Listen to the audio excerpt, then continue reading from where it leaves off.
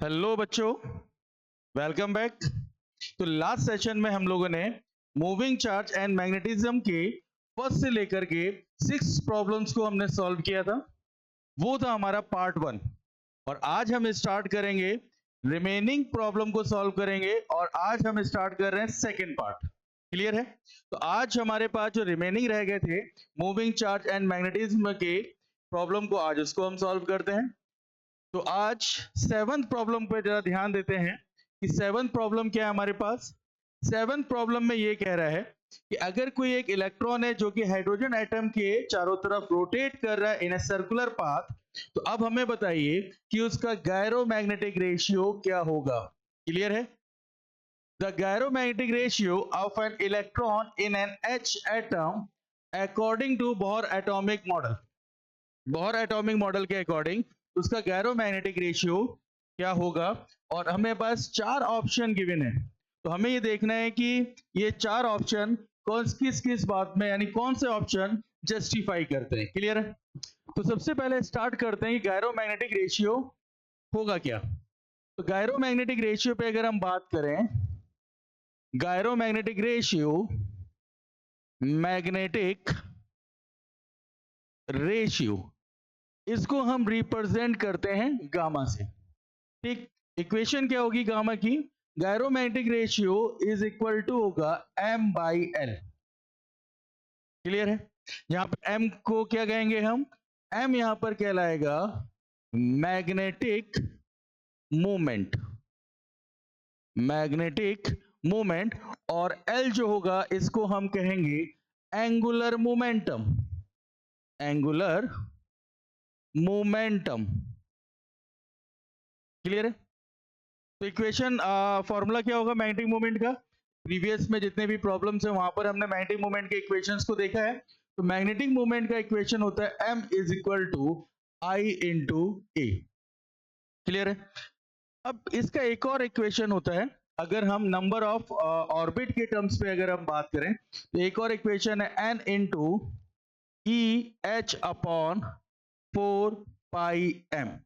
ये भी इक्वेशन है जहां पर h जो है ये हमारे पास प्लांक कांस्टेंट है, प्लांक कांस्टेंट होगा। क्लियर? यहाँ पे E कहलाएगा चार्ज ऑफ इलेक्ट्रॉन और N कहलाएगा नंबर ऑफ ऑर्बिट, और M जो है वो कहलाएगा आपके पास मास ऑफ इलेक्ट्रॉन। अगर इसी तरीके से हम L को देखें तो L रिप्रेजेंट करेगा आपका, L को अगर हम देखें तो L जो रिप्रेजेंट करेगा, L इज इक्वल टू, ये हो जाएगा हमारे पास एंगुलर मोमेंटम, एंगुलर मोमेंटम। और एंगुलर मोमेंटम पर जो इक्वेशन होगी वो होती है एम वी आर। ठीक है? तो इसको भी अगर हम ऑर्बिट के टर्म्स में, नंबर ऑफ ऑर्बिट के टर्म्स में रिप्रेजेंट करें, तो इसका एक और इक्वेशन होता है एन एच अपॉन 2 पाई। ठीक है? जहां पे एच क्या होगा? प्लांक कांस्टेंट होगा। तो अब यहां पर इक्वेशन पुट कर लेते हैं, तो गामा इज इक्वल टू हो जाएगा हमारे पास मैग्नेटिक मोमेंटम, हो जाएगा N H upon 4 pi into, नीचे हो जाएगा एंगुलर मोमेंटम, ये हो जाएगा एन एच, और 2 पाई ऊपर चला जाएगा तो यहां पर हो जाएगा 2 इंटू पाई। ठीक, तो देखिए कौन सी चीजें कैंसिल हो रही हैं एक दूसरे पे। Pi to pi cancel out होगा, 2 से 4 जाएगा 2 times, N to N cancel होगा, एच से एच कैंसिल होगा। तो यहां पर हमारे पास जो रिमेनिंग होगा वो बचेगा E अपॉन 2 इंटू एम। ठीक है? और किसके बारे में बात की गई है यहाँ पर? इलेक्ट्रॉन के बारे में बात की गई है। और हम जानते हैं कि इलेक्ट्रॉन का जो चार्ज होगा वो नेगेटिव होगा, इसीलिए जो गायरोमैग्नेटिक रेशियो जो है इसमें E की वैल्यू क्या हो जाएगी? नेगेटिव हो जाएगी। तो हम कह सकते हैं कि इलेक्ट्रॉन के लिए जो गायरोमैग्नेटिक रेशियो वो कैसा रहेगा? नेगेटिव रहेगा। तो अब ऑप्शन पे जाते हैं। ऑप्शन पे देखिए, सी ऑप्शन पे बात कर रहे हैं, सी क्या है? पॉजिटिव। तो हमने देखा है कि इलेक्ट्रॉन का चार्ज हमने यहां पर पुट किया है, तो ऑब्वियस सी बात है वो नेगेटिव होगा, तो पॉजिटिव नहीं होगा। तो इसका मतलब ऑप्शन बी जो होगा वो क्या होगा? करेक्ट होगा। अब आते हैं किसमें? ए ऑप्शन पे, independent of which orbit is it is in. मतलब ये इंडिपेंडेंट होगा कि जो इलेक्ट्रॉन है वो किस ऑर्बिट में रोटेट कर रहा है। तो अगर हम इक्वेशन देखें gamma is equal to E upon 2/m, तो यहां पर n की वैल्यू नहीं है। ठीक, जब n की वैल्यू नहीं होगी तो इसका मतलब ये जो रेशियो है ये n से इंडिपेंडेंट होगा, तो इसका मतलब ऑप्शन ए भी क्या होगा, बिल्कुल करेक्ट होगा। बात समझ में आ रही है? अब एक डी पे आते हैं, increases with the quantum number n, मतलब ये जो रेशियो है ये क्वांटम नंबर, जैसे से हमारे पास radius number of orbit increase होता जाएगा, इसका रेशियो इंक्रीज होगा, तो ये तो पॉसिबल नहीं हो सकता। क्यों? क्योंकि ये n पे डिपेंड ही नहीं करेगा। जब ये n पे डिपेंड नहीं करेगा तो ऑब्वियसली बात जो डी ऑप्शन है वो भी गलत हो जाएगा। तो हमारे पास इस क्वेश्चन का जो सॉल्यूशन है, आंसर है, वो हो जाएगा ए कॉमा बी। क्या यहाँ पे बात क्लियर हो गई? Independent of which orbit it is in, क्यों? क्योंकि n पे रिप्रेजेंट नहीं करेगा, और नेगेटिव होगा किस लिए? क्योंकि जो इलेक्ट्रॉन है उसका चार्ज क्या होगा, नेगेटिव होगा। क्लियर हो गई बात यहाँ पर? चलिए नेक्स्ट प्रॉब्लम पे आते हैं। नेक्स्ट प्रॉब्लम हमारे पास ये कह रहा है, कंसीडर अ वायर, एक वायर है, carrying a steady current I place in a uniform magnetic field B perpendicular to its length. Magnetic field B, ध्यान दीजिएगा, magnetic field B perpendicular to its length. Clear? Consider the charge inside the wire, it is known that magnetic force do no work, this implies that. चलिए समझते हैं इसमें क्या कहना चाह रहा है। यहां इस प्रॉब्लम में कहा गया कि सपोज मानिए ये हमारे पास एक कंडक्टर है, इस कंडक्टर से करंट फ्लो हो रही है I, मान लेते हैं, और ये आपके पास इसकी जो लेंथ हो जाएगी इसको मान लेते हैं L। क्लियर है? और मैग्नेटिक फील्ड जो है उसकी जो डायरेक्शन होगी वो कैसी होगी, परपेंडिकुलर टू इट्स लेंथ। इसका मतलब जो मैग्नेटिक फील्ड की डायरेक्शन हम लेंगे वो लेंगे परपेंडिकुलर डाउनवर्ड या आउटवर्ड, जो भी आप लेना चाहें, हमने यहाँ पे डाउनवर्ड लिया है। अब इन्होंने ये कहा कि इस कंडक्टर के अंदर एक चार्ज भी होगा, मान लीजिए इलेक्ट्रॉन है, तो इलेक्ट्रॉन की जो डायरेक्शन होगी वो कहाँ होगी, जस्ट I के अपोजिट डायरेक्शन पे होगी। और अब ये कहता है कि इस मैग्नेटिक फोर्स के कारण, इस मैग्नेटिक फील्ड के कारण इस चार्ज पे फोर्स अप्लाई होगा। क्लियर है? इस मैग्नेटिक फोर्स के कारण, यानी मैग्नेटिक फील्ड के कारण इस चार्ज पे क्या अप्लाई होगा, फोर्स अप्लाई होगा। लेकिन वो जो फोर्स होगा मैग्नेटिक फोर्स, उसके कारण इस इलेक्ट्रॉन के मोशन पे कोई भी वर्क नहीं हो रहा होगा। तो इसका मतलब कैसे ये पॉसिबल है? तो हम यहां पर ये समझते हैं कि मैग्नेटिक फील्ड इनवर्ट है, चार्ज आपके पास मूव कर रहा है v वेलोसिटी से, तो मैग्नेटिक फील्ड की डायरेक्शन इनवर्ट हो गई। ठीक है, आपके पास करंट की डायरेक्शन अपवर्ड है, तो फोर्स किस डायरेक्शन पे लग रहा होगा चार्ज पे, ये लेफ्ट डायरेक्शन पे लगेगा। लेफ्ट डायरेक्शन पे जब इसमें फोर्स लग रहा है, तो अगर हम यहां पर देखें जो इलेक्ट्रॉन पे जो फोर्स है उसकी डायरेक्शन ये यहां पर है, और जो वेलोसिटी है वो कैसी है, डाउनवर्ड। इसका मतलब इनके बीच जो एंगल बनेगा वो कितना हो जाएगा, 90। और एक और इक्वेशन आता है पावर का, पावर इज इक्वल टू होता है force dot velocity, P is equal to F vector dot V vector. Dot को रिप्लेस करेंगे तो यहां पर आ जाएगा FV cos थीटा, और दोनों के बीच का जो एंगल बन रहा है वो 90 है, तो FV हो जाएगा cos 90, और cos 90 की वैल्यू हमारे पास कितनी आ जाएगी, 0। और हम जानते हैं जब पावर 0 होगा तो ऑब्वियस सी बात है जो वर्क भी होगा वो कितना होगा, 0 ही तो होगा। तो यहां से हम लोगों ने ये सीखा कि जो फोर्स लग रहा है और जो वेलोसिटी जो चार्ज की वेलोसिटी की जो डायरेक्शन है, फोर्स और चार्ज के वेलोसिटी की जो डायरेक्शन है, वो दोनों एक दूसरे की क्या है, परपेंडिकुलर होंगी। क्लियर है? तो यहां पर हम लोगों ने ये बात समझ में आ गई कि जो मैग्नेटिक फोर्स है do not work on the charge. मतलब ये है कि चार्ज पे तो मैग्नेटिक फोर्स अप्लाई होगा, लेकिन उस फोर्स के कारण चार्ज पे कोई भी वर्क नहीं होगा। बात समझ में आ रही है? तो अब जरा ऑप्शन पे ध्यान दे लेते हैं। Motion of charges inside the conductor, जितने जो भी चार्ज इनसाइड द कंडक्टर है, is unaffected by B since they do not absorb energy.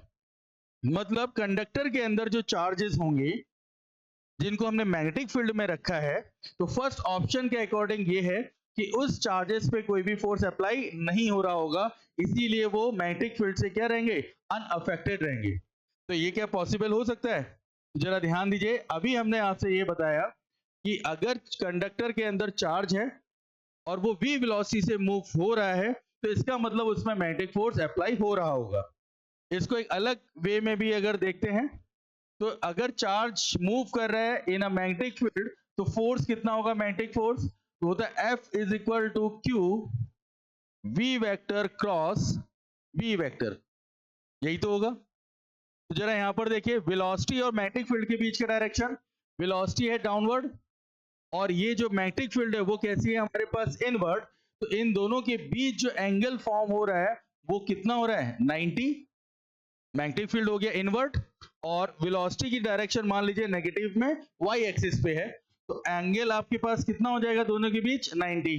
Open करिए जरा, ये हो जाएगा F is equal to q v B sine theta. Theta की जगह हम लोग यूज करेंगे क्या यहाँ पर, 90।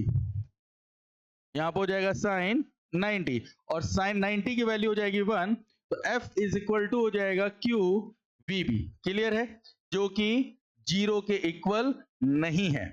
तो इसका मतलब इस चार्ज पर इस मैग्नेटिक फील्ड के कारण कोई ना कोई मैग्नेटिक फोर्स अप्लाई हो ही रहा है।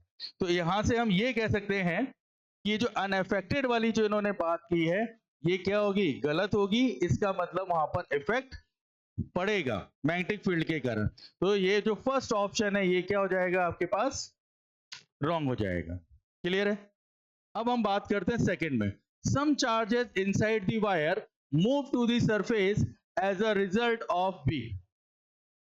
सेकंड ऑप्शन पे ये बात की गई है कि अगर हमारे पास बी ऑप्शन पे हम बात करें, यहां पर एक कंडक्टर है, करंट आई यहां पे फ्लो हो रहा है, मैग्नेटिक फील्ड इस डायरेक्शन पे इनवर्ड डायरेक्शन पर है और जो चार्ज है वो मूव कर रहा है v वेलोसिटी से डाउनवर्ड डायरेक्शन पे। तो इनका कहना यह है कि कंडक्टर में जो थोड़े बहुत चार्जेस होंगे, यानी कि जो कंडक्टर के टोटल चार्ज में से थोड़ा सा अमाउंट जो चार्ज होगा वो कहां पर मिलेगा, इसके सरफेस पे वो आ जाएंगे। तो हम कहते हैं हाँ बिल्कुल ऐसा होगा। क्यों, क्योंकि देखिए इस चार्ज पर मैग्नेटिक फोर्स के कारण, मैग्नेटिक फील्ड के कारण इसमें एक फोर्स अप्लाई होगा और इस फोर्स के कारण कुछ जो चार्ज होंगे अमाउंट पे, जो कम अमाउंट पे चार्ज होंगे, वो कहां पर मिलेंगे हमारे पास, वो कहीं ना कहीं सरफेस पे आकर के फ्लो कर रहे होंगे। बात समझ में आई? ये पॉसिबल है, ऐसा होगा। क्यों होगा, क्योंकि इसमें मैग्नेटिक फोर्स अप्लाई हो रहा होगा। इसका मतलब ये जो सेकंड वाला जो ऑप्शन है वो बिल्कुल करेक्ट है। मैग्नेटिक फोर्स के कारण कुछ जो चार्ज होंगे, ज्यादा नहीं, बहुत थोड़े से अमाउंट में जो चार्ज होंगे वो कहां पर मिलेंगे, उसके सरफेस पे फ्लो कर रहे होंगे। सी वाला ऑप्शन आता है, if the wire move under the influence of B. देखिए क्या आपके पास मूव हो रहा है, wire under the influence of B, magnetic field में एक वायर को मूव कराया जा रहा है, तो no work is done by the force. तो मैग्नेटिक फोर्स के कारण उसमें जो वर्क डन होगा वो कितना हो जाएगा, 0 हो जाएगा। ये सी ऑप्शन पे आपको कहा गया है कि किसी वायर को अगर हम मैग्नेटिक फील्ड पे मूव कराते हैं, तो उस मैग्नेटिक फोर्स के कारण जो टोटल वर्क डन होगा मोशन में, वायर के मोशन पे, वो कितना होगा, 0। चलिए इसको भी देख लेते हैं। सी ऑप्शन पे सपोज मानिए ये हमारे पास कंडक्टर, करंट यहां पे कहीं फ्लो हो रही होगी आई, मैग्नेटिक फील्ड इनवर्ड डायरेक्शन पर है और ये इसकी क्या हो जाएगी, लेंथ। ठीक है, तो फोर्स कितना होता है, फोर्स ऑन ए कंडक्टर, ये फॉर्मूला होता है F vector is equal to I L vector cross B vector, यही तो फोर्स होगा। इसका मतलब जो भी फोर्स होगा वो परपेंडिकुलर होगा, perpendicular to the plane, to the plane consist of L and B। बात समझ में आ गई? ये कैसे होगा, परपेंडिकुलर टू द प्लेन होगा और उस प्लेन के परपेंडिकुलर जहां पर हमें क्या मिल रहा होगा, लेंथ और B मिल रहा होगा। क्लियर है यहाँ पर? तो अब जरा यहाँ पर ये देखिए, ये लेंथ है, मैग्नेटिक फील्ड इनवर्ट है, तो फोर्स कहाँ अप्लाई होगा, इनवर्ट डायरेक्शन पे मैग्नेटिक फील्ड, थंब की डायरेक्शन आपकी करंट, तो पाम की डायरेक्शन क्या शो करेगी, फोर्स की डायरेक्शन शो करेगी। इसका मतलब इस पे फोर्स अप्लाई हो रहा होगा। और अगर हम ये कहें कि ये रॉड भी इसी डायरेक्शन पे डिस्प्लेसमेंट शो कर रहा है, तब क्या होगा? वर्क डन का फॉर्मूला क्या होता है? वर्क डन का फॉर्मूला होता है एफ एस कॉस थीटा। तो फोर्स और डिस्प्लेसमेंट दोनों की डायरेक्शन सेम है। जिस डायरेक्शन पे फोर्स अप्लाई हो रहा है उसी डायरेक्शन पे वायर का क्या है, डिस्प्लेसमेंट है। तो यहां पर हम लिख देंगे इसको एफ एस कॉस जीरो की वैल्यू 1, तो W इज इक्वल टू कितना हो जाएगा, F S is not equal to 0। क्या ये बात समझ में आई? इसका मतलब यही है कि अगर कोई वायर है जिसको हमने मैग्नेटिक फील्ड में रखा है और वो अगर due to magnetic field move करेगा तो वहां पर उसमें वर्क होगा, किसके कारण, मैग्नेटिक फोर्स के कारण। तो यहां पर अगर हम थर्ड ऑप्शन पे बात करें सी, तो ये कैंसिल हो जाएगा। क्यों? क्योंकि यहां पे लिखा हुआ है कि यहां पर जो वर्क है वो कितना है, नो वर्क डन है। बात क्लियर है यहां पर? अब आते हैं फोर्थ ऑप्शन पे। फोर्थ ऑप्शन ये कहता है if the wire move under the influence of B. Wire फिर से मूव हो रहा है, ध्यान दीजिएगा, किसके कारण, मैग्नेटिक फील्ड के कारण फिर से वायर मूव होगा। No work is done by the magnetic force on the ion. अब जो आयंस जो मूव कर रहे होंगे उसके मोशन पे मैग्नेटिक फील्ड कोई भी वर्क नहीं करेगा। Assume fix with in a wire, मतलब जो आयंस होंगे वो अभी भी कहां, वायर के अंदर ही रहेंगी। क्लियर है? तो इसको कैसे समझें, फिर से देखिए। सपोज मान लीजिए ये हमारे पास कंडक्टर है, इसमें से करंट फ्लो होगी आई, और आयंस है तो पॉजिटिव आयंस मान लेते हैं, पॉजिटिव आयंस है, जो भी कहां पे मूव होगा, करंट की डायरेक्शन में मूव होगी। मैग्नेटिक फील्ड इस डायरेक्शन पे, मैग्नेटिक फील्ड इस डायरेक्शन पे है, तो फोर्स की डायरेक्शन यहां पर, मैग्नेटिक फोर्स की डायरेक्शन यही होगी, लेफ्ट साइड में। अब जरा यहां पर ध्यान देते हैं, ये जो चार्ज है ये किस डायरेक्शन पे मूव करेगा, करंट की डायरेक्शन पे मूव करेगा। क्यों? क्योंकि ये यहां पर इलेक्ट्रिक फील्ड आपको यहां पे मिल रहा होगा, तभी तो करंट फ्लो होगी। तो यहां पर जो इलेक्ट्रिक फील्ड के कारण ये जो चार्ज है वो कहां मूव करेगा, अपवर्ड डायरेक्शन पे। तो इसका जो डिस्प्लेसमेंट होगा वो किस डायरेक्शन पे होगा, अपवर्ड डायरेक्शन पे। और जो फोर्स अप्लाई हो रहा है, मैग्नेटिक फोर्स, वो किस डायरेक्शन पे अप्लाई हो रहा है, वो हो रहा है लेफ्ट डायरेक्शन पे। तो डिस्प्लेसमेंट और फोर्स के बीच जो एंगल फॉर्म होगा वो कितना हो जाएगा, 90 डिग्री का हो जाएगा। और वर्क डन का फॉर्मूला क्या होता है यहां पर, W is equal to F S cos theta, यहां पर थीटा हो जाएगा आपके पास 90, तो W is equal to F S cos 90 की वैल्यू हो गई 0, तो W इक्वल टू कितना हो जाएगा हमारे पास, 0। बात समझ में आई? देखिए यहां पर जो पूरा कॉन्सेप्ट है वो यही है, चार्ज में मैग्नेटिक फोर्स अप्लाई होगा, बिल्कुल सही है, लेकिन जो चार्ज है वो मैग्नेटिक फोर्स के कारण मूव नहीं करेगा। तो चार्ज मूव होगा वो किसके कारण मूव होगा, इलेक्ट्रिक फील्ड के कारण। तो जो वर्क डन होगा मैग्नेटिक फोर्स के कारण वो कितना हो जाएगा, 0।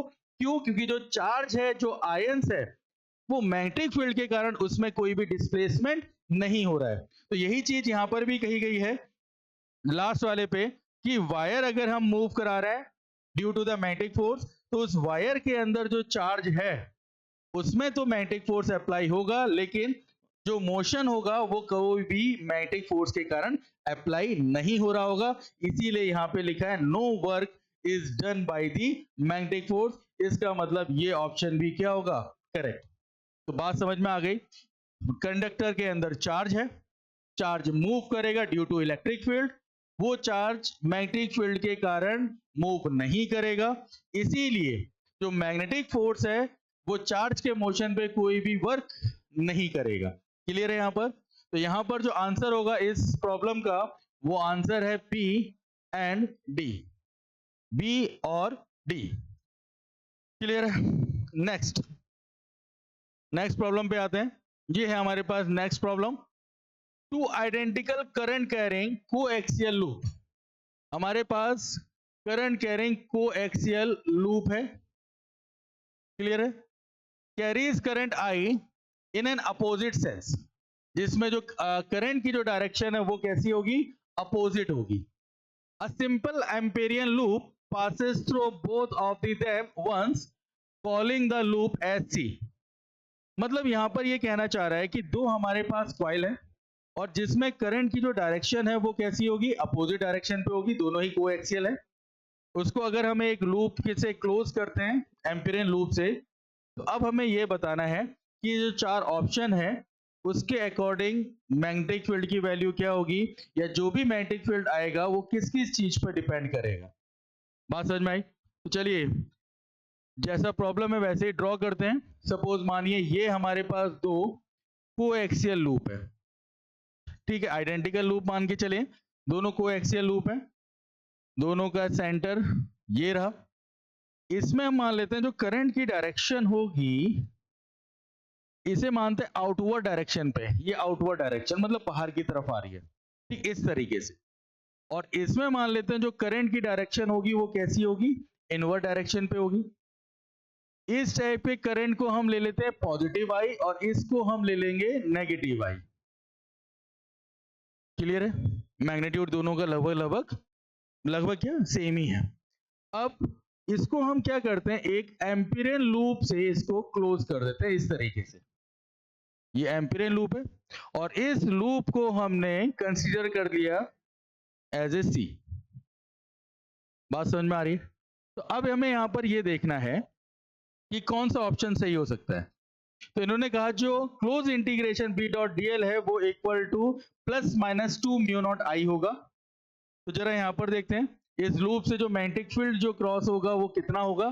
तो बाई एसीएल मतलब ampere circuital law, equation of the close integration B dot DL is equal to mu naught I net, मतलब इस लूप के इनसाइड पे जो भी करंट फ्लो होगा टोटल लूप। तो अगर यहां पर हम इसको सॉल्व करें म्यू नॉट, तो एक करंट है प्लस आई और एक करंट है हमारे पास माइनस का आई, तो ये दोनों कैंसिल आउट होंगे तो वैल्यू कितनी हो जाएगी, 0। तो यहां से अगर हम लूप से देखें जो मैग्नेटिक फील्ड होगा उसकी वैल्यू कितनी हो जानी है, 0 हो जानी है। तो यहां पर जो फर्स्ट ऑप्शन है B dot T L is equal to plus minus T mu naught I, तो ये क्या हो जाएगा, रॉन्ग हो जाएगा, गलत हो जाएगा। क्यों? क्योंकि जो वैल्यू आ रही है वो कितनी आएगी, यहाँ पर 0 की वैल्यू है।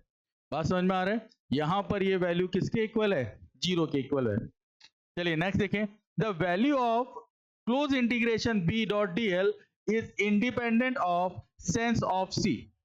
मतलब ये जो आपके पास मैग्नेटिक फील्ड की जो वैल्यू होगी वो जो एम्पिरियन लूप है उससे क्या होगी, इंडिपेंडेंट होगी, उस पर डिपेंड नहीं करेगी। बिल्कुल सही है। क्यों? क्योंकि जो आपके पास बी डॉट डीएल होता है वो हमेशा डिपेंड करता है किस पे, करंट इनसाइड पे, कि उस लूप के अंदर कितनी करंट फ्लो हो रही है और किस डायरेक्शन पे फ्लो हो रही है, इसी बात पे डिपेंड करेगा। वो सी पे डिपेंड नहीं करता है। अब वो सी आपका चाहे जैसे हो, इस डायरेक्शन में हो चाहे इस डायरेक्शन को, चाहे उसका शेप कुछ भी हो, उस पे वो डिपेंड नहीं करेगा। इसका मतलब बी ऑप्शन जो होगा बिल्कुल करेक्ट है। बात समझ में आ गई? वो किस पे डिपेंड करता है, आई इन साइड पे डिपेंड करेगा, लूप के अंदर जितनी करंट फ्लो हो रही है। सी ऑप्शन आते हैं, there may be a point on C where P and DL are perpendicular to each other।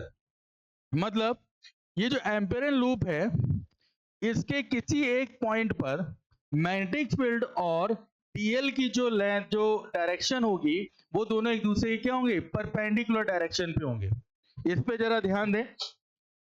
Suppose मान लेते हैं इस एक पॉइंट को कंसिडर करते हैं, क्लियर है? तो इस लूप के कारण यहाँ पे मैग्नेटिक फील्ड की डायरेक्शन कहाँ होगी, तो कैसे निकालते हैं लूप में मैग्नेटिक फील्ड की डायरेक्शन। जो फिंगर है, जो कर्व फिंगर है वो किसकी डायरेक्शन शो करेगा, करंट की डायरेक्शन शो करेगा, और जो थंब है वो किसकी डायरेक्शन को रिप्रेजेंट करेगा, मैग्नेटिक फील्ड को। तो करंट आपकी आउटवर्ड आ रही है, मैग्नेटिक फील्ड की डायरेक्शन इस डायरेक्शन पे मिलेगा, मतलब ये हो जाएगा आपके पास मैग्नेटिक फील्ड। इसको अगर फर्स्ट लूप मान लेते हैं तो ये हो जाएगा आपके पास B1। और यहाँ पे अगर छोटा सा एलिमेंट कट करें हम DL लेंथ का, तो DL की डायरेक्शन आपके पास कुछ यहाँ पर होगी। तो इनके बीच जो एंगल फॉर्म हो रहा है, इनके बीच जो एंगल फॉर्म होगा थीटा, वो कितना हो जाएगा हमारे पास 90। क्लियर? अब इसके अपोजिट पॉइंट पे चले जाते हैं यहाँ कहीं पर, तो यहाँ पर देखिए करंट आपकी इनवर्ट डायरेक्शन पे जा रही है, तो मैग्नेटिक फील्ड जो मिलेगा वो किस डायरेक्शन पे मिलेगा, इस डायरेक्शन पे मिलेगा। इसे सेकेंड लूप मान लेते हैं। और यहाँ पर अगर छोटा सा हम डीएल एलिमेंट कट करें तो डीएल की डायरेक्शन यहाँ पर, तो थीटा इज इक्वल टू यहाँ पर कितना हो जाएगा 90। तो इसका मतलब अगर सी एम्पेरियन लूप है तो उसके पॉइंट पे कहीं ना कहीं तो बी और डीएल क्या होगा, परपेंडिकुलर होगा। तो यहां से हम ये कह सकते हैं जो सी ऑप्शन है is correct, there may be a point on C where B and DL are perpendicular to each other. Clear है? बी और डीएल हमेशा क्या होंगे, यानी किसी एक पर्टिकुलर पॉइंट पे परपेंडिकुलर होंगे। एंगल कितना फॉर्म कर रहे होंगे, 90 का एंगल फॉर्म हो रहा होगा। अब आते हैं डी ऑप्शन पे, बी वैनिश एवरीवेयर ऑन सी। मतलब ये जो एम्पिरियन लूप है इसके हर एक पॉइंट पे बी की वैल्यू, मैग्नेटिक फील्ड की वैल्यू कितनी होगी, 0। इसको भी कंसीडर करते हैं। सपोज मान लेते हैं इस वाले पॉइंट पे फिर से हम पहुंचते हैं। तो जरा देखिए इस वाले फील्ड के कारण, मतलब इस वाले लूप के कारण जो मैग्नेटिक फील्ड मिला वो कितना मिला, B2। और इस वाले लूप के कारण अगर यहां पर हम देखें मैग्नेटिक फील्ड तो किस डायरेक्शन पे होगा, इसी डायरेक्शन पे होगा। और ये कितना हो जाएगा, B1। ऐसे ही सेम इस वाले आइए, इस वाले लूप के कारण, फर्स्ट लूप के कारण जो मैग्नेटिक फील्ड की डायरेक्शन आपके पास राइट हैंड साइड है, लेकिन सेकेंड लूप के कारण जो मैग्नेटिक फील्ड की डायरेक्शन होगी वो कैसी होगी, लेफ्ट हैंड साइड पे होगी। तो इसका मतलब B1 और B2 की वैल्यू क्या सेम होगी? तो ऐसा तो नहीं हो सकता। क्यों? क्योंकि सेकेंड वाले से इस पॉइंट की जो पोजीशन है वो कम है, और इस पॉइंट से जो फर्स्ट वाले की जो पोजीशन है वो क्या होगी, ज्यादा होगी। करंट सेम है, दोनों कॉइल आपके आइडेंटिकल हैं। तो जब डिस्टेंस ज्यादा होगी तो यहाँ पर मैग्नेटिक फील्ड की वैल्यू क्या होगी, कम हो जाएगी। और डिस्टेंस अगर कम होगी तो मैग्नेटिक फील्ड की वैल्यू क्या हो जाएगी, ज्यादा होगी। तो हम यहाँ पे ये कह सकते हैं कि P1 is not equal to B2। तो इसका मतलब यहाँ कहीं पर हमारे पास B नेट जो होगा इज नॉट इक्वल टू 0, कि कुछ ना कुछ तो मैग्नेटिक फील्ड यहाँ पर हमें मिलेगा। सेम एज इट इज यहाँ पर भी जो P1 की वैल्यू है is not equal to B2 is not equal to, इसका मतलब B net is not equal to 0, मतलब कोई ना कोई तो मैग्नेटिक फील्ड हमें यहाँ पर भी मिलेगा। तो हम ये नहीं कह सकते कि बी वैनिश एवरीवेयर ऑन सी, ये भी रॉन्ग हो जाएगा, क्योंकि कहीं ना कहीं पर हमें सी पॉइंट पर, यानी कि जो सी लूप है उसके किसी ना किसी पॉइंट पे हमें मैग्नेटिक फील्ड पक्का मिलेगा। क्लियर है? तो अब यहां से हम लोग दो, हमारे पास सॉल्यूशन आता है यहाँ पर इस प्रॉब्लम का, और करेक्ट आंसर है बी एंड सी। बी मतलब इंडिपेंडेंट होगा ऑफ सेंस ऑफ सी, और सी जो भी आपके पास लूप होगा उसके किसी ना किसी पॉइंट पे मैग्नेटिक फील्ड और डीएल जो होंगे वो क्या होंगे, परपेंडिकुलर होंगे। क्लियर है यहाँ पर? चलिए नेक्स्ट प्रॉब्लम पे आते हैं। नेक्स्ट प्रॉब्लम क्या कह रहा है, एक क्यूबिकल रीजन है of space is filled with some uniform electric and magnetic field. An electron enter the cube across one of its face with velocity v, and a positron enter via opposite face with velocity minus v at this instant. चलिए यहां पर देखिए क्या कह रहा है, एक cube है और इस क्यूब में आपके पास इलेक्ट्रिक फील्ड भी है और मैग्नेटिक फील्ड भी है, और दोनों एक दूसरे के परपेंडिकुलर डायरेक्शन पे हम मान के चलेंगे। और इस क्यूब के एक फेस पे हमने इलेक्ट्रॉन को इंटर करवाया है v वेलोसिटी से, और जस्ट उसके अपोजिट फेस से हमने पॉजिट्रॉन को इंटर कराया है। क्लियर है? तो इलेक्ट्रॉन का चार्ज हो जाएगा नेगेटिव और पॉजिट्रॉन का चार्ज क्या हो जाएगा, पॉजिटिव। एक चीज और यहां पर गिवन है, जो इलेक्ट्रॉन है उसकी वेलोसिटी देखिए, ये है वेलोसिटी v, और जो पॉजिट्रॉन है उसकी वेलोसिटी देखिए यहाँ पे कितना हो जाएगा, माइनस का v। तो हमें यहाँ पे दो चीजें तो मिल चुकी हैं कि अगर हम बात करें इलेक्ट्रॉन पे और पॉजिट्रॉन पे, तो इलेक्ट्रॉन का चार्ज हो जाएगा माइनस ई, पॉजिट्रॉन का चार्ज हो जाएगा प्लस ई। इलेक्ट्रॉन की वेलोसिटी हो जाएगी v और पॉजिट्रॉन की वेलोसिटी कितनी हो जाएगी, माइनस v। ये प्रॉब्लम में गिवन है। अब क्यूब बना लेते हैं एक, और इस क्यूब में हम लोग शो करते हैं मैग्नेटिक फील्ड और इलेक्ट्रिक फील्ड को। तो ये क्यूब है, सपोज मानिए इलेक्ट्रिक फील्ड परपेंडिकुलर डाउनवर्ड है और जो इलेक्ट्रिक फील्ड है उसकी डायरेक्शन मान के चल रहे हैं, जो डायरेक्शन होगी वो कहाँ है, लेफ्ट टू राइट है। ये एक फर्स्ट फेज है, यहां से हम इलेक्ट्रॉन को इंटर कराएंगे और इसकी वेलोसिटी मान लेते हैं कितनी हो जाएगी, v। ये इसका अपोजिट फेज है, यहां से पॉजिट्रॉन को इंटर कराएंगे और यहां पर वेलोसिटी कितनी हो जाएगी, माइनस का v। तो अभी हम सिर्फ इसको मैग्नीट्यूड के टर्म्स पे रिप्रेजेंट करते हैं तो v लिख दे रहे हैं। अच्छा, तो अब यहां पर क्या होगा, ड्यू टू इलेक्ट्रिक फील्ड यहां पर फोर्स अप्लाई होना स्टार्ट होगा। तो इस पे फोर्स जो अप्लाई होगा वो इस डायरेक्शन पे होगा, F1 मान लेते हैं इसको। ये जो आपके पास होगा कितना हो जाएगा, F1, और इसकी वैल्यू होगी माइनस E इंटू ई। और ये पॉजिटिव चार्ज है तो इसमें जो इलेक्ट्रिक फोर्स अप्लाई होगा वो along the direction of electric field होगा। तो F2 इज इक्वल टू हो जाएगा E इंटू ई। ठीक है, अब मैग्नेटिक फोर्स पे ध्यान देते हैं। जैसे ये चार्ज आपका मैग्नेटिक फील्ड में इंटर करेगा तो इसमें एक मैग्नेटिक फोर्स अप्लाई होगा। तो मैग्नेटिक फोर्स कैसे होगा, सपोज मान लीजिए ये रहा आपके पास मैग्नेटिक फील्ड इनवर्ट डायरेक्शन पे, करंट की डायरेक्शन आपके पास हो जाएगी लेफ्ट डायरेक्शन पे। तो जो आपके पास पाम शो हो रहा है, मतलब जो फोर्स जो मिलेगा वो कहाँ मिलेगा हमें, डाउनवर्ड डायरेक्शन में, Fm1 मान लेते हैं। ऐसे इधर भी है, पॉजिटिव में इसमें भी जो फोर्स मिलेगा वो भी कहाँ मिलेगा, डाउनवर्ड डायरेक्शन पे। इसको हम क्या मान लेते हैं, Fm2 मान लेते हैं। क्लियर है यहाँ पर। तो ये प्रॉब्लम है कि ये क्यूब हो गया जिसमें मैग्नेटिक फील्ड और इलेक्ट्रिक फील्ड दोनों है, एक इलेक्ट्रॉन को मूव करा रहे हैं, दूसरे फील्ड से हम पॉजिट्रॉन को मूव करा रहे हैं। तो हमें पहले ये देखना था कि कौन कौन से फोर्स किस किस डायरेक्शन पे अप्लाई होते हैं। अब यहाँ पर ऑप्शन पे बात करते हैं। ऑप्शन दे रखा है the electric force, electric force के कारण on both the particles causes identical acceleration, मतलब दोनों पार्टिकल पे जो एक्सीलेशन जो प्रोड्यूस होगा वो कैसा होगा, आइडेंटिकल होगा। इस चीज को जरा सॉल्व करते हैं। ऑप्शन ए पे यहां पे करते हैं, ऑप्शन ए पे बात करते हैं। चलिए, तो यहां पर देखिए फोर्स कितना हो रहा है, F1 फोर्स अप्लाई हो रहा है on electron minus E into E. तो एक्सीलेशन बेटा कितना हो जाएगा, एक्सीलेशन होता है फोर्स अपॉन मास, तो ये हो जाएगा माइनस ई अपॉन कितना हो जाएगा, m। अब अगर सेकेंड वाले पॉजिट्रॉन पे देखें फोर्स कितना अप्लाई होगा, तो ये हो जाएगा ई और एक्सीलेशन हो जाएगा इसका ई अपॉन में कितना हो जाएगा, m। क्लियर है। तो अब जरा ध्यान दें, क्या ये A1 A2 आइडेंटिकल है, तो हम कहेंगे ऐसा नहीं होगा। जो A1 है is not equal to A2। ठीक है, मैग्नीट्यूड के टर्म्स पे बात नहीं कर रहे हैं, हम बात कर रहे हैं इसमें डायरेक्शन। क्यों, क्योंकि एक कौन सी क्वांटिटी है, वेक्टर क्वांटिटी है। ठीक, वेक्टर टर्म्स पे नहीं लिखना, फिर भी हम आपको बता रहे हैं कि ये वेक्टर क्वांटिटी है। तो देखिए इसकी डायरेक्शन और इसकी डायरेक्शन क्या है, अपोजिट जा रही है। और जब दोनों की डायरेक्शन अपोजिट है, इसका मतलब ये जो दोनों एक्सीलेशन है वो आइडेंटिकल नहीं होंगे। एक इस डायरेक्शन पे है तो दूसरा उसके अपोजिट डायरेक्शन पे जा रहा है। और जब दोनों की डायरेक्शन अपोजिट है तो हम ये कह सकते हैं कि ये आइडेंटिकल एक्सीलेशन नहीं हो सकते।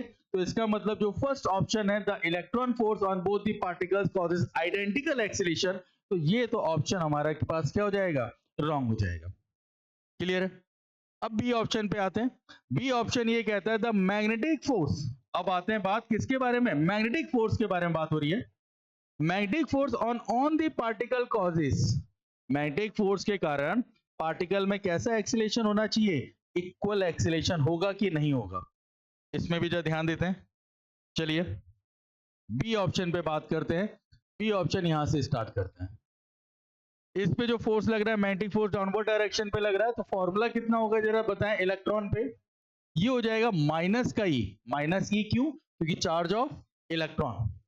और वेक्टर फॉर्म पे ले लें या फिर हम डायरेक्ट ऐसे ले रहे हैं, V क्रॉस B, ये वेक्टर फॉर्म पे बात कर लेते हैं। क्या ये बात समझ में आ गई, माइनस ई V vector cross B vector. तो इसका एक्सीलेशन कितना होगा, एक्सीलेशन हो जाएगा A1, हम यहां पर बात कर रहे हैं, तो माइनस ई V vector cross V vector upon में कितना हो जाएगा, M।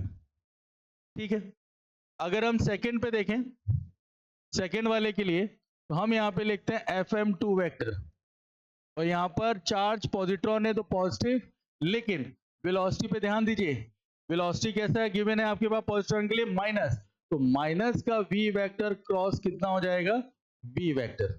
इसको जब सॉल्व करेंगे तो इसको लिखिए माइनस का e v vector cross b vector. Clear है यहाँ पर, बात समझ में आ गई? तो अगर एक्सीलरेशन पे जाते हैं am2 एक्सीलरेशन, तो ये कहलाएगा हमारे पास माइनस का e v vector cross b vector upon में कितना हो जाएगा m। तो जरा इस वाले am2 पे ध्यान दीजिए, और यहां पर आप a1 वाले पे ध्यान दीजिए, am1 मान लीजिए इसको। तो जरा दोनों पे देखिए, इक्वेशन सेम है, माइनस से minus, v cross b m upon m। इसका मतलब दोनों वैल्यू क्या हो जाएंगी, सेम। तो हम कह सकते हैं कि a vector m1 is equal to a vector कितना हो जाएगा, m इंटू 2। तो यहां पर देखिए डायरेक्शन भी सेम है, मैग्नीट्यूड भी सेम है, इसका मतलब जो एक्सीलरेशन होगा दोनों वो भी कैसे होंगे, आइडेंटिकल होंगे। तो हम ये कह सकते हैं जो सेकंड वाला ऑप्शन है वो बिल्कुल करेक्ट होगा। क्लियर है यहाँ पर? यानी मैग्नेटिक फील्ड के कारण दोनों पार्टिकल में जो एक्सीलरेशन प्रोड्यूस होगा वो कैसा होगा, आइडेंटिकल होगा। ठीक, अब आते हैं सी पे। बोथ पार्टिकल्स गेन और lose energy at the same rate, same rate से गेन और लूज करेगा किसको, एनर्जी को। तो यहां पर सी ऑप्शन पे बात करें तो यहां पर एनर्जी का जो मतलब होता है बेटा, एनर्जी का मतलब यहां पर काइनेटिक एनर्जी से है, और काइनेटिक एनर्जी का फॉर्मूला होता है हाफ m v स्क्वायर।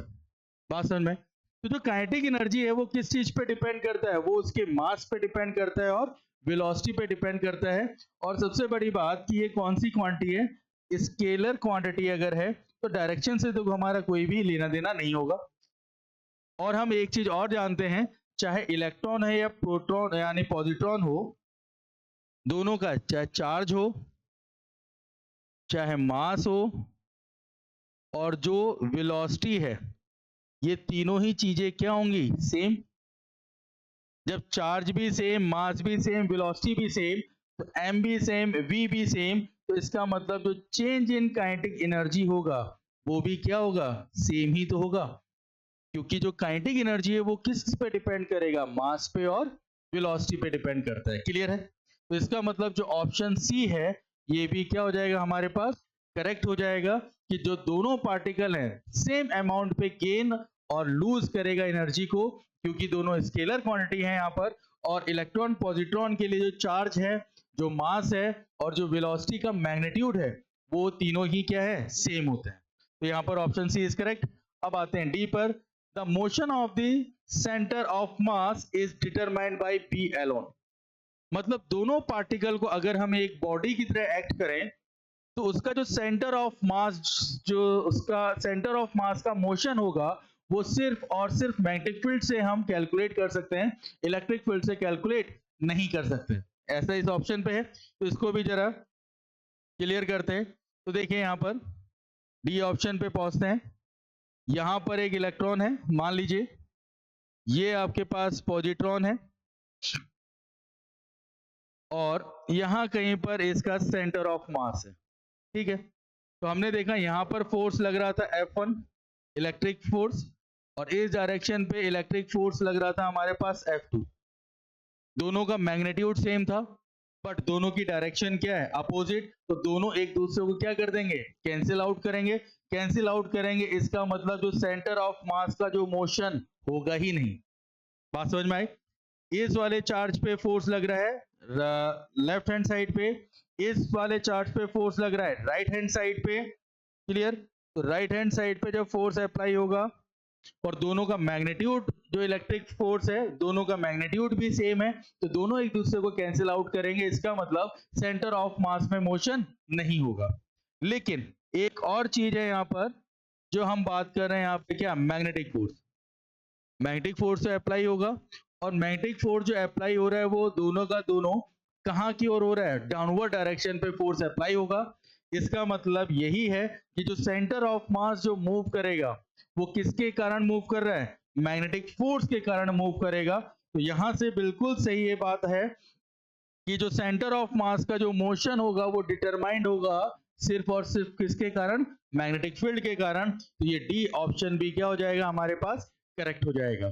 तो इस प्रॉब्लम का जो एक्यूरेट जो हमारे पास ऑप्शन आता है वो हो गया बी, सी, और यहां पर बन जाएगा आपके पास क्या, डी। यहां तक बात क्लियर हो गई। तो ये आपके पास प्रॉब्लम था। अब आते हैं इस टॉपिक के लास्ट प्रॉब्लम पे। और लास्ट प्रॉब्लम क्या है, a charge particle would continue to move with a constant velocity in a region wherein. सुनिए, यहाँ पर ये कह रहा है कि कुछ चार कंडीशंस हमने यहाँ पर दी हैं कि कभी इलेक्ट्रिक फील्ड जीरो होगा, कभी मैग्नेटिक फील्ड जीरो होगा, कभी दोनों ही जीरो होंगे। तो हमें ये बताइए इसमें से कौन सी ऐसी कंडीशन है जब हम किसी पार्टिकल को, चार्ज पार्टिकल को अगर मूव कराएं इनमें से किसी भी एक कंडीशन पे, तो हमेशा वो कैसा मूव करे, कांस्टेंट वेलोसिटी से मूव करे।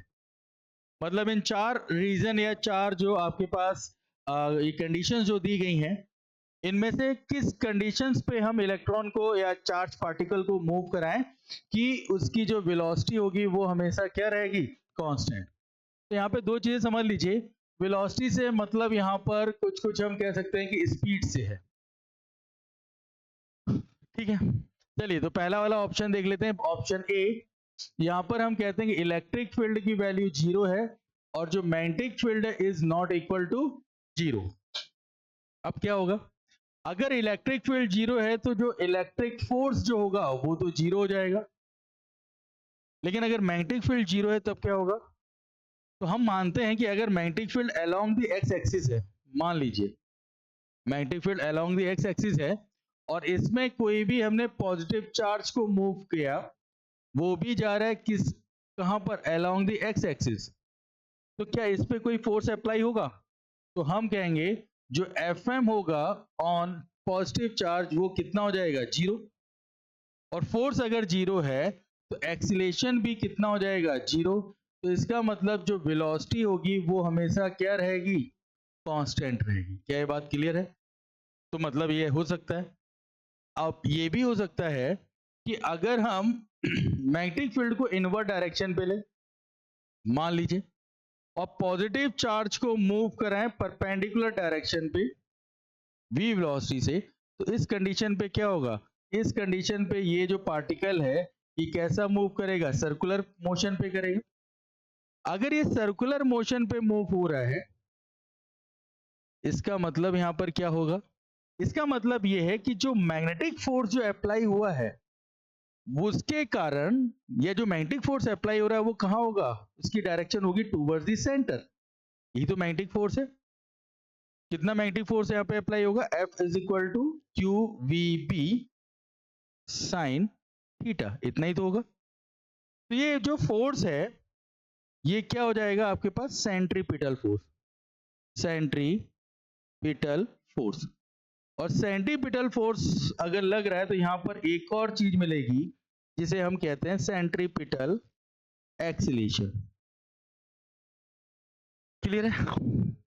तो इसका मतलब ये जो सेंट्रीपिटल फोर्स है ये क्या कर रहा होगा, ये सेंट्रीपिटल फोर्स हमेशा इस पार्टिकल की जो डायरेक्शन है उसको क्या करवाएगा, चेंज करवाएगा।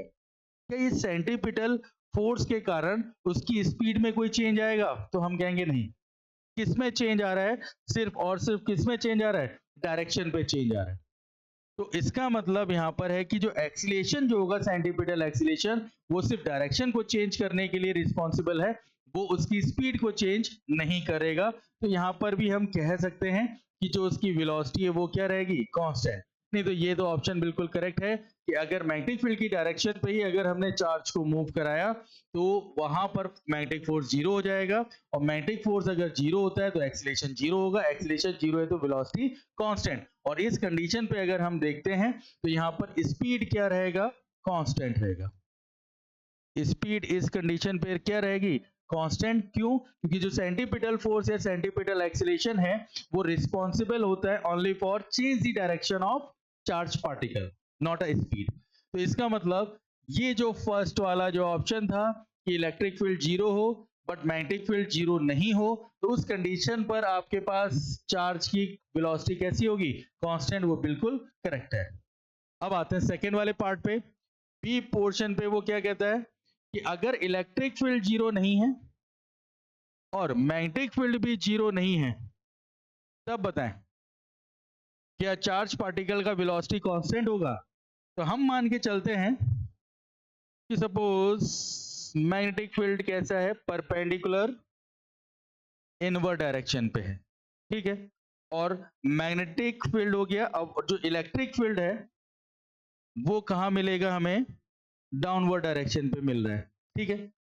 और यहां पर हमने एक पॉजिटिव चार्ज को रखा जो एक्स एक्सिस पे मूव कर रहा है, कितनी वेलोसिटी से, v वेलोसिटी से। तो अब जरा यहां पर ये देखते हैं कि यहां पर इलेक्ट्रिक फील्ड भी है, मैग्नेटिक फील्ड भी, तो फोर्स कैसे अप्लाई होगा। तो मैग्नेटिक फील्ड के कारण इसमें जो फोर्स मिलेगा वो कहां मिलेगा, हमें अपवर्ड डायरेक्शन पे। और इलेक्ट्रिक फील्ड के कारण जो फोर्स मिलेगा वो कहां पर मिल रहा है, हमें डाउनवर्ड डायरेक्शन पे। अगर हम आपसे ये कहें कि मैग्नीट्यूड ऑफ मैग्नेटिक फोर्स और मैग्नीट्यूड ऑफ इलेक्ट्रिक फोर्स अगर दोनों इक्वल हो और दोनों की डायरेक्शन कैसी हो, अपोजिट हो, मैग्नीट्यूड क्या हो, इक्वल हो, तो इस चार्ज पे जो फोर्स लगता है हमारे पास, नेट फोर्स जो होगा एफ नेट, वो कितना हो जाएगा, जीरो ही तो होगा, क्योंकि एक अपवर्ड डायरेक्शन पे है और एक कैसा है, डाउनवर्ड डायरेक्शन पे है। जब दोनों का मैग्नीट्यूड सेम है, डायरेक्शन अपोजिट है, तो दोनों एक दूसरे को कैंसिल आउट होगा। जब कैंसिल आउट करेगा तो जो नेट फोर्स है वो कितना हो जाएगा, जीरो। और हम जानते हैं अगर फोर्स जीरो है तो एक्सीलरेशन कितना हो जाएगा, जीरो। तो इसका मतलब ये कांस्टेंट वेलोसिटी से एक्स एक्सिस की डायरेक्शन पे क्या करता रहेगा, मूव करता रहेगा। इसका मतलब जो ऑप्शन बी है ये भी क्या हो जाएगा, करेक्ट हो जाएगा। क्लियर है। अब बात करते हैं ऑप्शन सी पे, बात करते हैं। तो ऑप्शन सी है E is not equal to zero and B is equal to zero. तो सी ऑप्शन पे बात कर रहे हैं, E is not equal to zero and B is equal to कितना हो जाएगा हमारे पास, जीरो हो जाएगा। इस पे जरा देखें, अगर B is equal to zero तो इसका मतलब जो मैग्नेटिक फोर्स होगा उसकी वैल्यू कितनी हो जानी है, जीरो। तो हमारे पास क्या बचेगा, इलेक्ट्रिक फील्ड। तो अगर इलेक्ट्रिक फील्ड की डायरेक्शन ये है मान लीजिए, और इसी पे अगर हमने पॉजिटिव चार्ज भी रखा है जिसकी वेलोसिटी की डायरेक्शन भी कहां है, एक्स एक्सिस पे, तो क्या होगा, इस पे एक फोर्स अप्लाई होगा Fe, और ये कितना हो जाएगा, E इंटू ई। इस इलेक्ट्रिक फील्ड के कारण इसमें एक फोर्स अप्लाई होगा Fe, जो वैल्यू हो जाएगी कितनी हो जाएगी, E इंटू ई। तो हम यहां से कह सकते हैं force is not equal to zero, तो एक्सीलरेशन भी is not equal to zero. तो V क्या होगा, इंक्रीज करेगा। V क्या कर जाएगा, इंक्रीज कर जाएगा। इसका मतलब वो कांस्टेंट नहीं होगा। तो यहां पर ये वाला जो ऑप्शन है ये तो गलत हो जाएगा। अब आते हैं लास्ट ऑप्शन पे, जहां पर ये कह रहा है डी वाले ऑप्शन पे, इलेक्ट्रिक फील्ड की भी वैल्यू कितनी है, जीरो, मैग्नेटिक फील्ड की भी वैल्यू कितनी है, जीरो।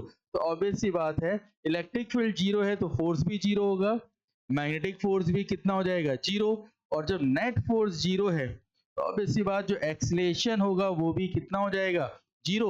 और एक्सीलरेशन जीरो होने पर वेलोसिटी जो होगी वो क्या हो जाएगी, कांस्टेंट।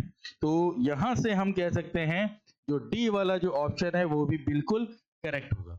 तो इस प्रॉब्लम पे जो तीन कंडीशन हमारे पास मिल रही हैं, कौन सी, ए कंडीशन, बी कंडीशन और डी कंडीशन, तीनों ही कंडीशन बिल्कुल करेक्ट हैं। मतलब ये तीन ऐसी कंडीशन है जहां पर जो चार्ज पार्टिकल है वो कांस्टेंट वेलोसिटी से मूव करेगा। बट जो ये सी वाली जो कंडीशन है जहां पर इलेक्ट्रिक फील्ड होगा, मैग्नेटिक फील्ड नहीं होगा, वहां पर कभी भी चार्ज पार्टिकल कांस्टेंट वेलोसिटी से मूव नहीं करेगा। क्लियर है। तो ये रहा हमारे पास मूविंग चार्ज एंड मैग्नेटिज्म का जितने भी ऑब्जेक्टिव टाइप क्वेश्चन थे एनसीईआरटी एग्जाम्पलर पे, उनके सॉल्यूशन थे। आई होप आपको समझ में आए होंगे।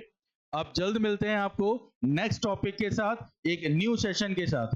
तब तक के लिए थैंक यू।